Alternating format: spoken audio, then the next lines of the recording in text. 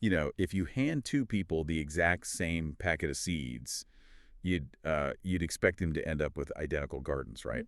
But what if one person just like immediately eats those seeds for a quick snack and the other actually buries them in the dirt? Well, I mean, the first person is full for about an hour, but the second person eventually gets an entire orchard that feeds them for life. Exactly.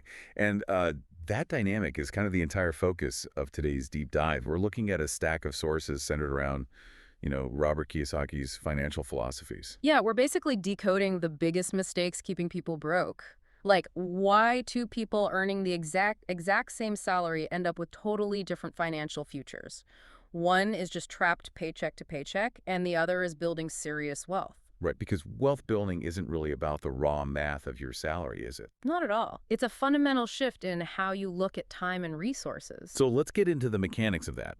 Because planting those financial seeds means, well, upending our default habits. Yeah, The sources contrast this poor mindset with a rich mindset. right. And the trap we all fall into with a poor mindset is trading time for like immediate dopamine. We buy the newest phone on credit for the status bump, Oh, totally. and then we use our weekend just numbing out in front of the TV to recover from a stressful work week. Yeah, whereas the rich mindset uses that exact same weekend time to build leverage. They delay that instant gratification, right? They don't buy the new phone. They educate themselves. Wow. Yeah. And crucially, they understand the mechanical difference between a liability disguised as an asset and, an actual true asset. We should definitely define that because society constantly tells you that your house or your luxury car is your biggest asset. Yeah. But by Kiyosaki's definition, those are liabilities. That's actually. I mean, they require maintenance, taxes, insurance. They actively pull cash out of your bank account every single month. Right. And a true asset operates completely differently. It's a system that puts money into your pocket without your constant labor. Right. Like, think about dividend-paying stocks. Okay, break that down for us. So buying a dividend stock means you're purchasing a tiny fractional ownership in a profitable company. Because you're a part owner, the company just deposits a portion of its profits directly into your account every quarter. You didn't even clock in. Exactly. You didn't manage employees, you didn't do any work, the money just arrived. Which brings up this really fascinating psychological barrier from the sources. When we look at an asset we want to buy, like that dividend stock, the default reaction is usually just, I can't afford it. Oh yeah, the brain's off switch. Right.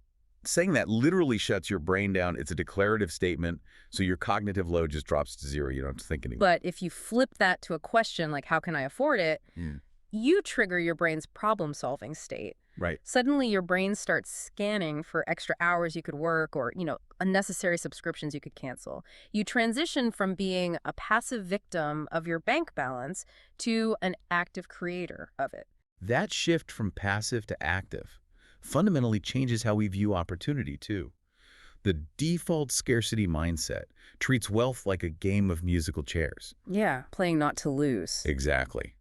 We assume there's a fixed amount of money, so if someone else gets a seat, we lose.